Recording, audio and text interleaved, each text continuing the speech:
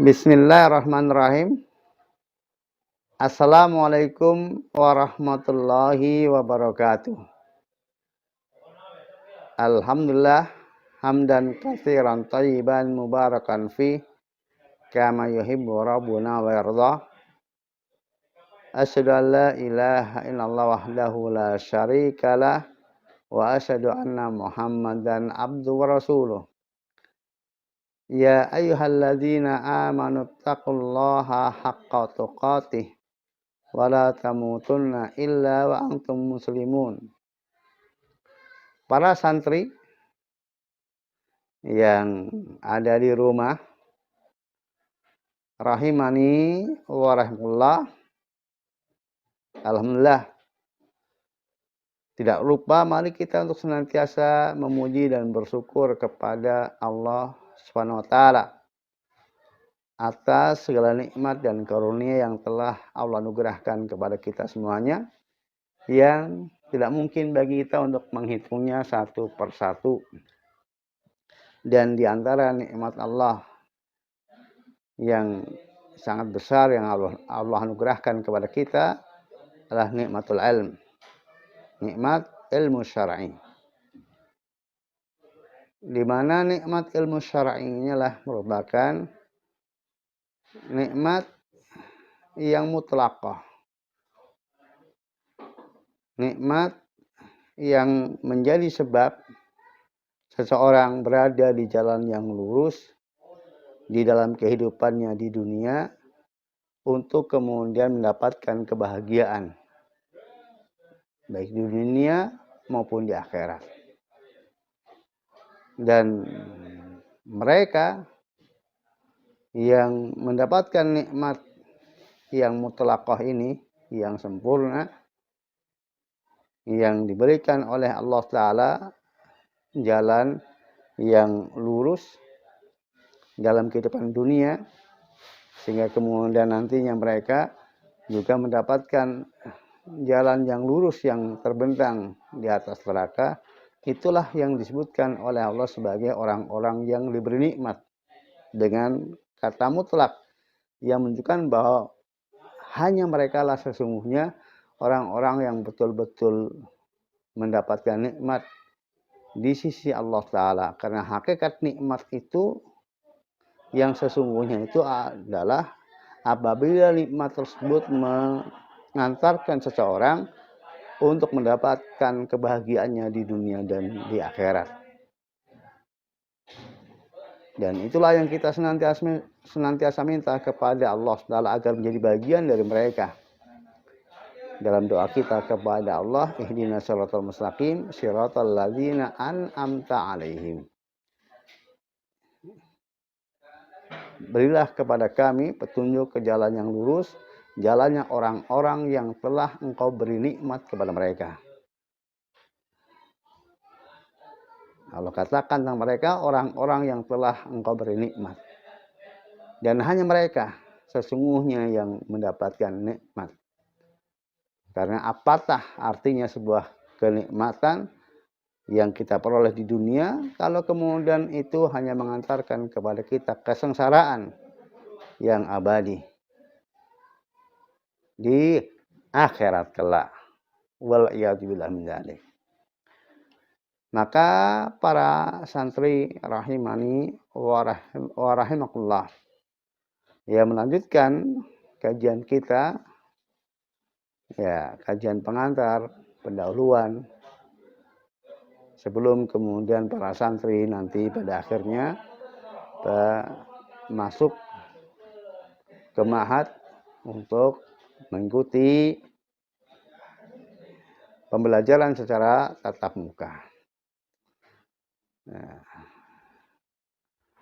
antum semua insyaallah masih ingat poin-poin penting pada pelajaran sebelumnya, ya, terkait dengan tujuan kita diciptakan oleh Allah SWT, berangkat dari ayat wa ma khalaqtul jinna wal insa illa liya'budun, dan tidaklah kuciptakan jin dan manusia kecuali untuk beribadah hanya kepada Aku. dan telah Ustaz jelaskan tentang hakikat ibadah, baik dari sisi maknanya, kemudian juga pembagiannya, dan termasuk di dalamnya hukum dari ibadah ini. Maka melanjutkan bahasan kita terkait dengan ibadah. Jadi setelah kita mengetahui bahwasanya kita wajib untuk beribadah hanya kepada Allah Ta'ala semata dan tidak mempersekutukannya. Dan ibadah itu mencakup ibadah hati, ibadah lisan, dan ibadah perbuatan anggota badan.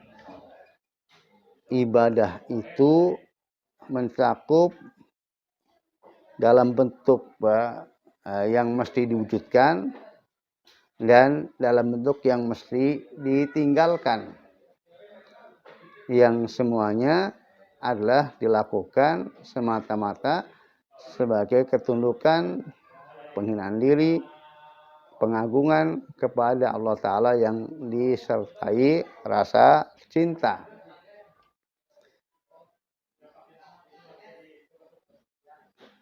Dan telah disebutkan secara global bahwa ibadah ragamnya amat sangat banyak.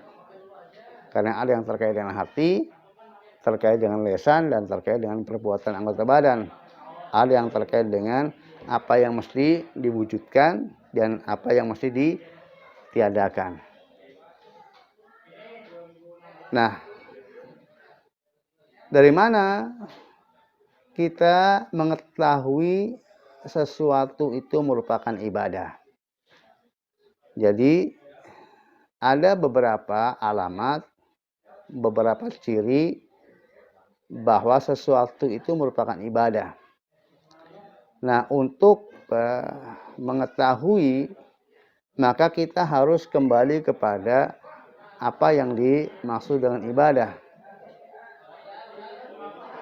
Dari sisi pengertian yang satu di antara dua pengertian ibadah. Ya, kita ingatkan ibadah secara pokoknya asalnya lah tadallul khudu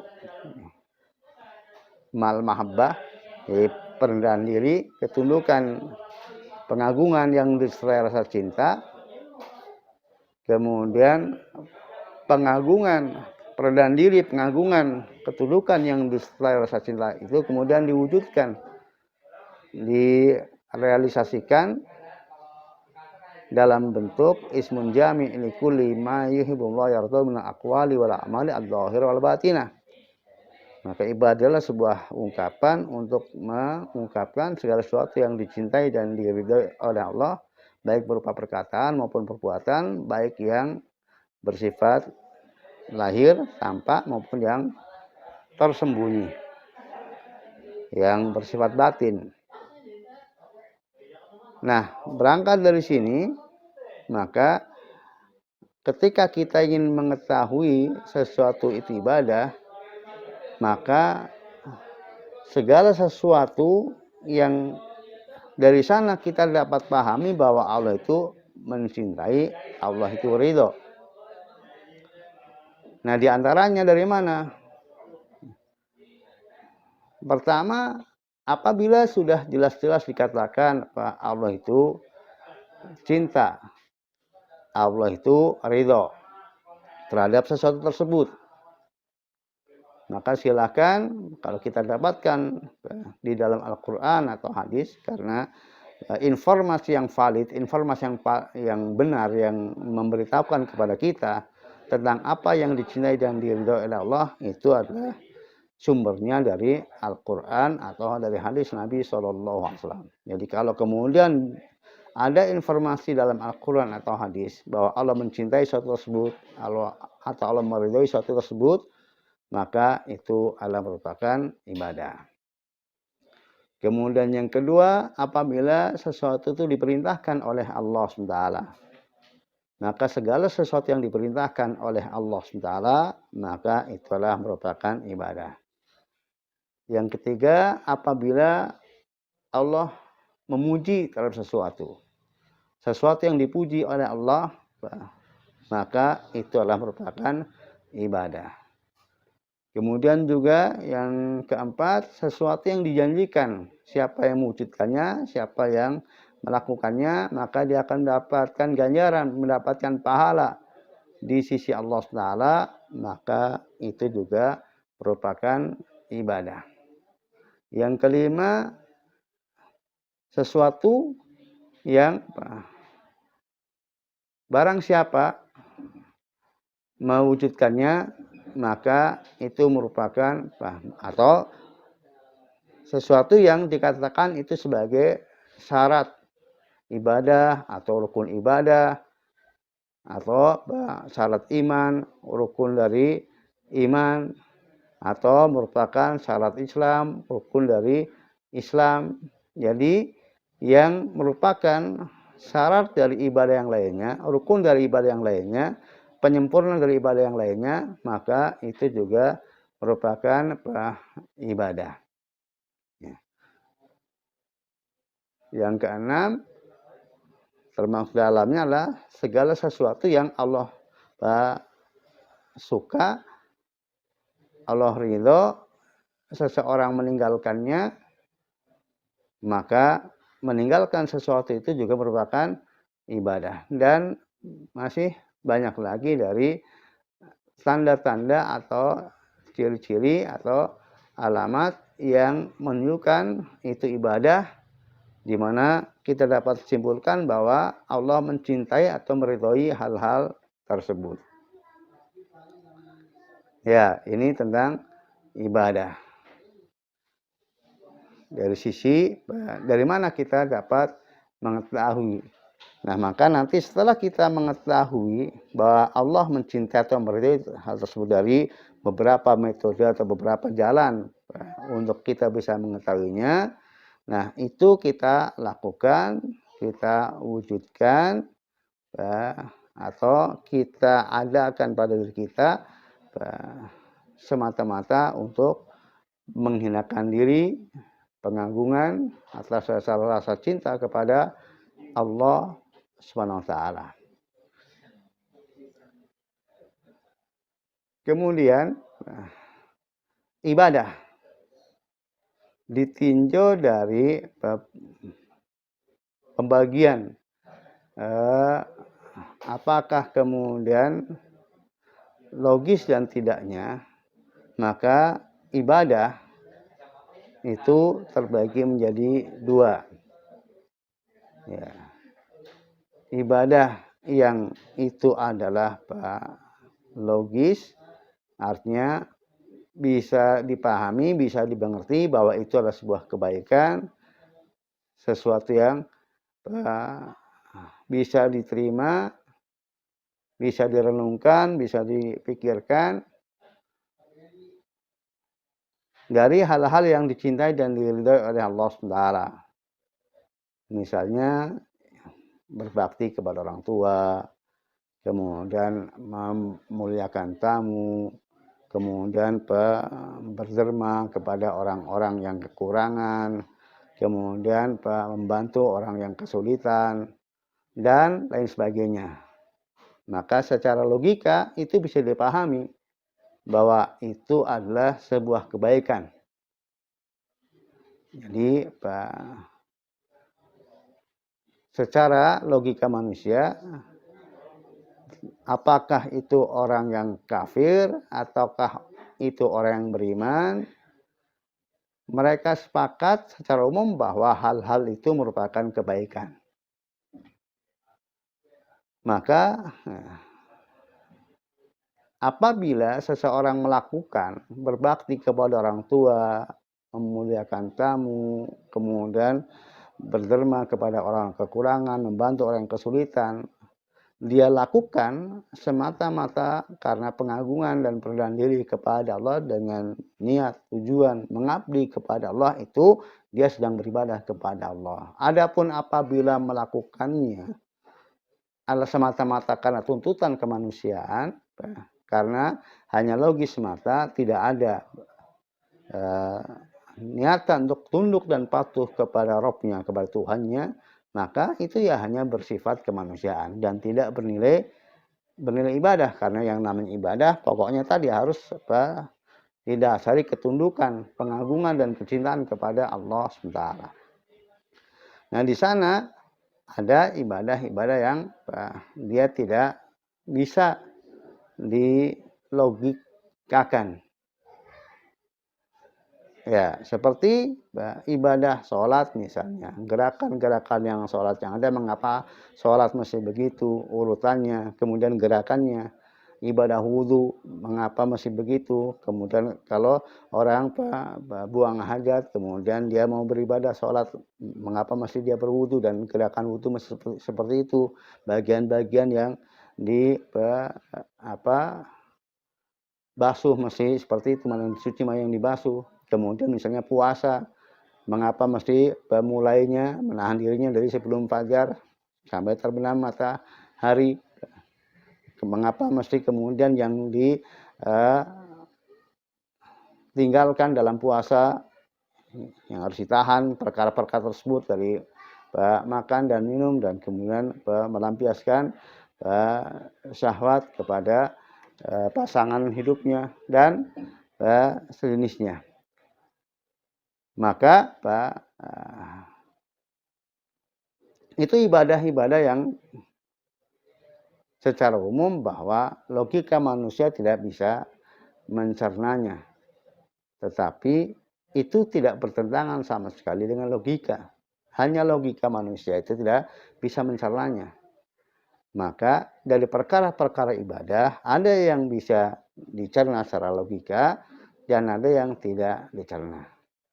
Nah, pada ibadah-ibadah yang tidak bisa dicerna secara logika, maka ini letak nilai ibadahnya itu sangat kentara. Di mana ketika seseorang mengetahui bahwa Allah SWT mencintai hal tersebut, maka dia dapat memahami secara logika atau tidaknya mengapa hal-hal tersebut itu dicintai oleh Allah, itu tetap dia lakukan sebagai ketundukan dan pengagungan kepada Allah SWT. Jadi lebih menunjukkan sifat seorang hamba yang tunduk dan patuh kepada Allah SWT. Ya, maka ibadah-ibadah mahdoh, ibadah-ibadah yang tidak terlogika, maka secara umum ya yang melakukannya adalah orang-orang yang memang betul-betul beriman kepada Allah SWT. Adapun ibadah-ibadah yang bersifat logis, maka ya bisa saja orang melakukannya dan dia adalah sebagai tuntutan naluri kemanusiaan dan bukan karena ketundukan dan kepatuhan kepada Allah SWT. Jadi sekali lagi bahwa di samping ibadah itu ada yang logis, kemudian ibadah itu ada yang tidak logis. Artinya tidak bisa dicerna secara akal mengapa mesti demikian dan demikian. Dan hamba yang benar adalah dia beribadah kepada Allah dalam seluruh macamnya. Yang dia lakukan karena dia tahu itu dicintai dan diridhoi oleh Allah manapun bentuknya, tanpa kemudian menunggu apabila dia sudah memahami, sudah masuk logikanya, bisa dinalar, baru kemudian dia lakukan sebelumnya, maka dia tidak mau melakukannya. Maka ini bukan hamba Allah Ta'ala yang sebenarnya. Ya, para santri rahimani warahmatullah. Kemudian pembagian ibadah yang lainnya juga, bahwa ibadah ditinjau dari kemanfaatan yang ditimbul darinya. Maka ada ibadah yang itu adalah dia mahdhah dan ada ibadah yang amah. Ada ibadah yang manfaatnya untuk pelakunya dan ada ibadah yang manfaatnya juga bisa dirasakan oleh orang lain. Maka pada umumnya ibadah-ibadah yang kemudian sifatnya mahdhah, maka itu manfaatnya kembali kepada pribadi pelaksananya. Seperti misalnya sholat, puasa, zikir, qiraatul Quran, maka itu kemanfaatannya dirasakan oleh pelakunya. Namun ibadah amah, ibadah yang muta'addi, ibadah yang kemudian dia ada dampak positifnya, ada manfaat yang bisa dirasakan oleh orang lain, itu juga banyak. Seperti ya sedekah, kemudian nasihat, ya, termasuk amar ma'ruf nahi mungkar, kemudian membantu kesulitan orang, kemudian menghormati tamu, memuliakan tetangga, berbakti kepada orang tua dan lain sebagainya. Itu maka kemanfaatan dari ibadah tersebut itu dirasakan oleh orang lain. Dan secara umum bahwa ibadah yang manfaatnya bisa dirasakan oleh orang lain itu nilai pahalanya lebih besar, karena di samping ada nilai pahala dia melakukan aktivitas ubudiyah kepada Allah, juga dia mendapatkan pahala dari sisi telah berbuat baik kepada orang lain. Ya, ini dari ibadah. Nah, Ustadz ingatkan bahwa ketika kemudian seseorang itu beribadah kepada Allah, maka dia mesti memperhatikan skala prioritas. Apabila dia mendapatkan kesempatan dalam waktu yang sama dan dihadapkan padanya beberapa jenis ibadah, maka yang terbaik adalah yang memilih pada waktu tersebut yang paling atau yang lebih dicintai dan diridhoi oleh Allah SWT. Jadi ibadah itu levelnya tidak satu level, meskipun itu sama-sama dicintai dan diridhoi oleh Allah SWT. Maka sebagian ulama mengatakan wa'adaumu ma'amra bihi at-tauhid. Ya, sepaling besar yang Allah perintahkan kepada seorang hamba lah tauhid. Maka ibadah tauhid itu menjadi ibadah yang tertinggi nilainya di sisi Allah SWT, dan ini menjadi pokok dari seluruh ibadah dan menjadi syarat untuk kemudian diterimanya ibadah. Wa'adaumu manahanu asyirk, dan sepaling besar yang Allah larang adalah syirik. Maka meninggalkan syirik itulah ibadah yang tertinggi, yang Allah mencintai seorang hamba, dia meninggalkan mempersekutukan Allah SWT yang tidak ada nilainya pada ibadah-ibadah seorang hamba kalau kemudian dia tidak meninggalkan mempersekutukan Allah SWT. Maka pokok ibadah itu harus ada pada seorang hamba. Seperti sudah Ustaz jelaskan pada pelajaran sebelumnya. Nah, di dalam ragam ibadah, maka ada yang bersifat wajib dan ada yang bersifat sunnah. Dan yang bersifat wajib itu nilainya lebih tinggi di sisi Allah dibandingkan yang bersifat sunnah. Dalam hadis qudsi Allah Ta'ala berfirman, wa ma taqarraba ilayya abdi bi syai'in ahabu ilayya mimma aftaratu alaihi. Tidaklah seorang hamba mendekatkan diri kepadaku dengan sesuatu yang lebih aku cintai daripada dia mendekatkan diri kepadaku dengan sesuatu yang aku wajibkan kepadanya. Maka hamba yang benar di dalam pengabdiannya kepada Allah, maka dia mendahulukan yang wajib sebelum yang sunnah. Ketika dalam waktu yang bersamaan ada tuntutan ibadah wajib dan sunnah, maka dia kerjakan yang wajib walaupun dia kehilangan yang sunnah, dan tidak kemudian memilih yang sunnah sementara meninggalkan yang wajib. Maka diantara model manusia yang tidak paham tentang hakikat ibadah, mereka sangat bersemangat melakukan hal-hal yang itu disunahkan, yang hanya berupa afdholiyah, tetapi kemudian mereka mengabaikan terhadap hal-hal yang itulah bersifat wajib. Ya, ini dari sisi kedudukan ibadah. Nanti yang wajib itu juga bertingkat-tingkat. Sehingga seseorang ketika melakukan sesuatu yang tingkat kewajibannya lebih tinggi, tentunya dia nilainya lebih baik di sisi Allah Ta'ala. Pahalanya lebih besar daripada amalan yang kemudian itu wajib tetapi tingkatannya di bawah.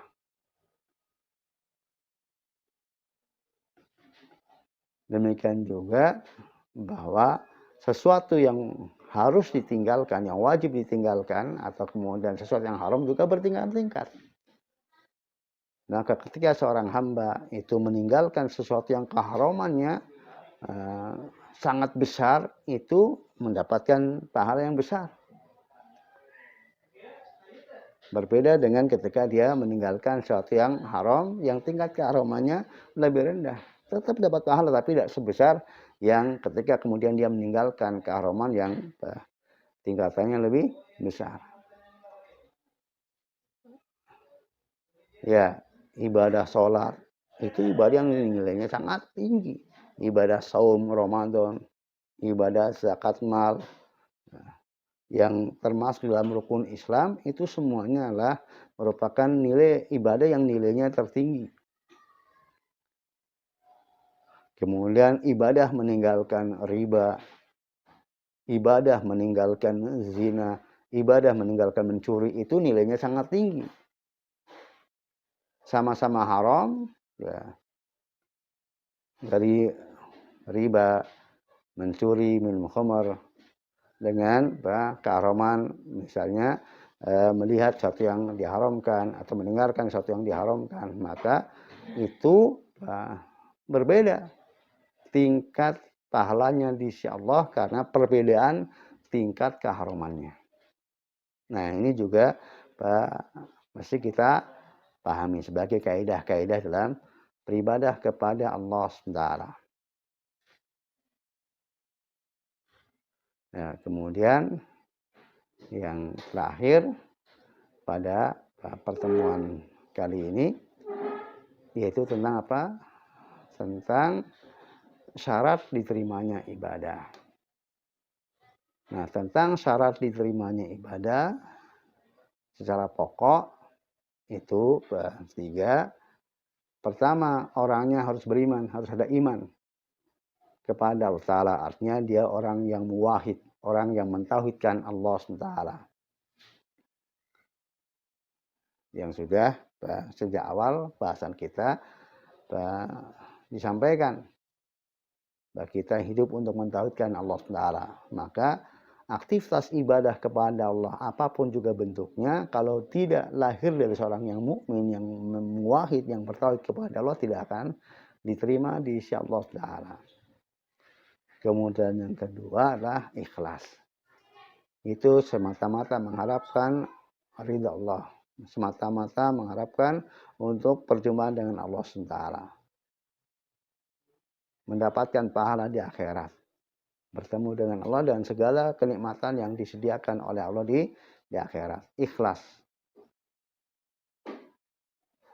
bukan riaan, mencari pujian atau dunia yang lainnya, dari harta, jabatan, dan berbagai macam dari kepentingan dunia.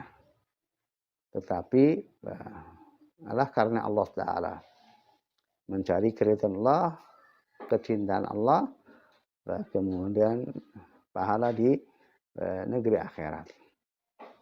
Kemudian yang ketiga adalah mengikuti sunnah Nabi SAW, tuntunan dari Nabi SAW, ajaran yang telah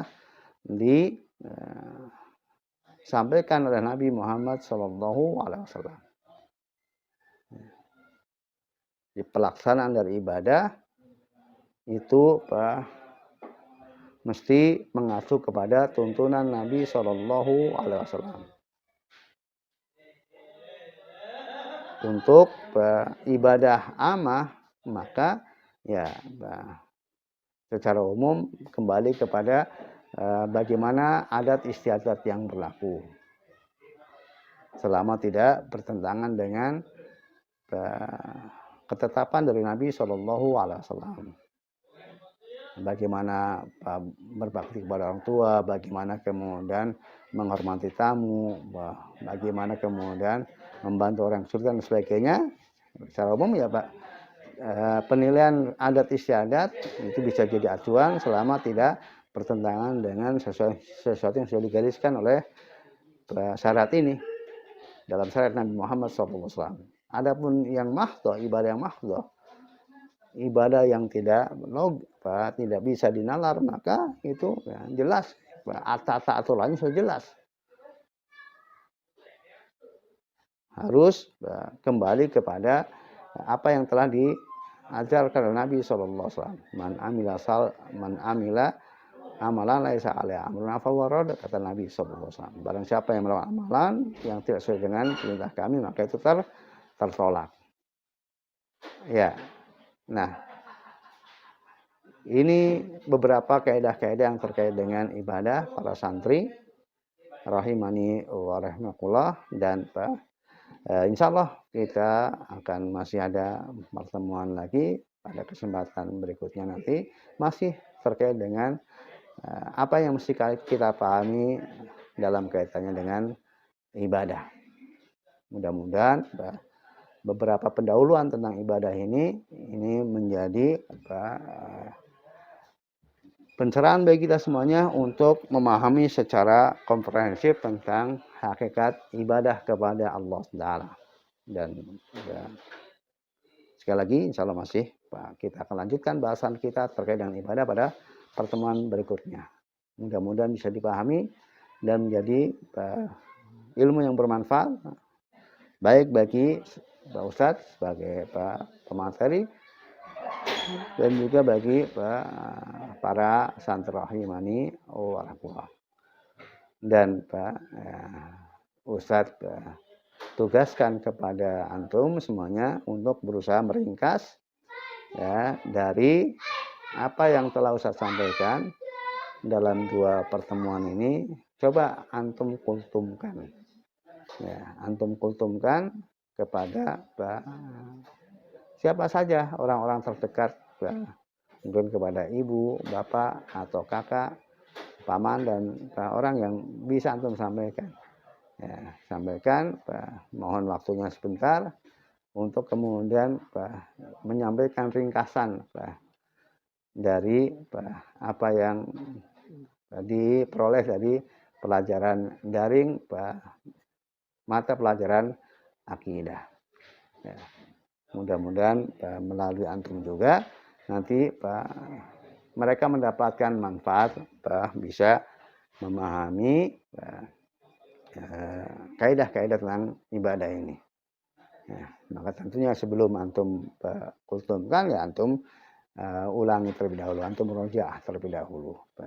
Nanti baru kemudian dibuat rangkuman secara tertulis, secara singkat, untuk kemudian bahan antum menyampaikan.